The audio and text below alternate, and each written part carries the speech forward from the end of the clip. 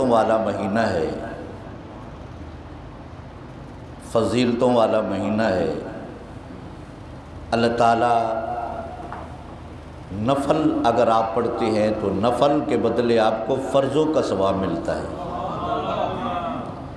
اگر آپ فرض پڑھتے ہیں تو رب کعبہ 70 گنا زیادہ ثواب عطا فرماتا ہے۔ ایک حدیث کے مطابق امام الانبیاء حضرت محمد مصطفیٰ صلی اللہ علیہ وسلم آپ نے ارشاد گرامی فرمایا کہ جب رمضان المبارک کی پہلی رات آتی ہے تو اللہ تعالیٰ جنت کے دروازے کھول دیتا ہے، رحمت کے دروازے کھول دیتا ہے، آسمانوں کے دروازے کھول دیتا ہے اور جہنم کے دروازے بند کر دیتا ہے اور شیاطین کو جکڑ دیتا ہے۔ رمضان المبارک کی ہر رات اللہ تعالیٰ 60,000 جہنمیوں کو جہنم سے آزاد کر کے رب کعبہ ان کو جنت کا ٹکٹ عطا فرماتا ہے۔ اللہ اکبر، اللہ اکبر۔ امام الانبیاء حضرت محمد مصطفیٰ صلی اللہ علیہ وسلم آپ کا فرمان علی شان ہے، فرمایا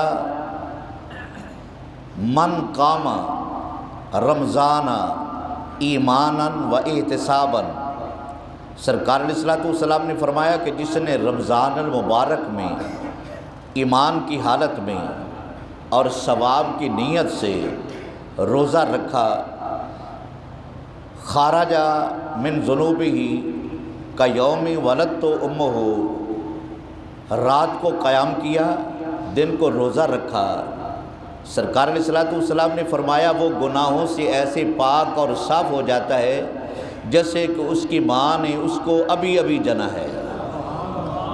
یعنی سمجھو کہ وہ اس دن کی طرح پاک اور صاف ہو جاتا ہے جس دن اس کی ماں نے اس کو جنا تھا، جب وہ پیدا ہوا تھا اس کے ذمہ کوئی گناہ نہیں تھا۔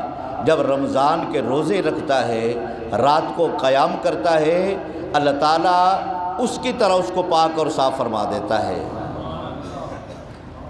امام الانبیاء حضرت محمد مصطفیٰ صلی اللہ علیہ وسلم آپ نے فرمایا قیامت کے دن رمضان اور قرآن یہ دونوں رب کعبہ کی بارگاہ میں سفارش کریں گے۔ قرآن کہے گا کہ مولا اس نے مجھے پیار کیا، مجھے اپنایا، مجھے دوست بنایا، دنیا میں یہ مجھے پڑھتا رہا، اس کے حق میں میری سفارش کو قبول فرما۔ اور رمضان کہے گا کہ مولا اس نے کھانا پینا چھوڑا، خواہشات کو چھوڑا صرف تیرے لیے، مولا اس نے میری قدر کی ہے، احترام کیا ہے، اس کے حق میں میری سفارش کو قبول فرما۔ تو رب کعبہ سرکار فرماتے ہیں رب کعبہ قرآن کی سفارش بھی قبول فرمائے گا اور رمضان کی سفارش بھی قبول فرمائے گا۔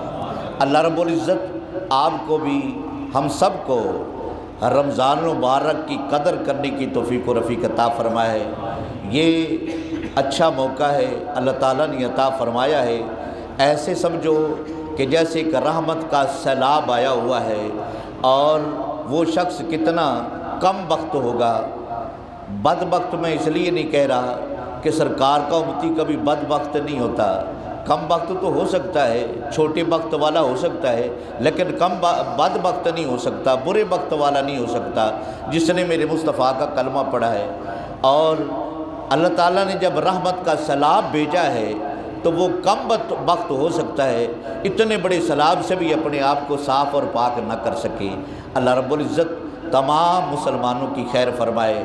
اور میں دعا کرتا ہوں کہ ملک پاکستان حالات سے دوچار ہے، ملک پاکستان کی سلامتی کے لیے بھی دعا کریں گے۔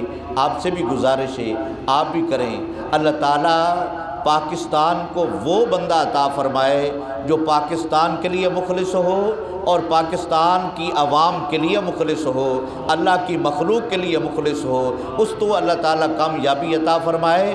اور جو ملک کا دشمن ہو اور اللہ رب العزت کی مخلوق کا دشمن ہو، اللہ تعالیٰ اس کو نیست و نابود فرمائے۔ وآخر دعوانا الحمدللہ رب العالمین۔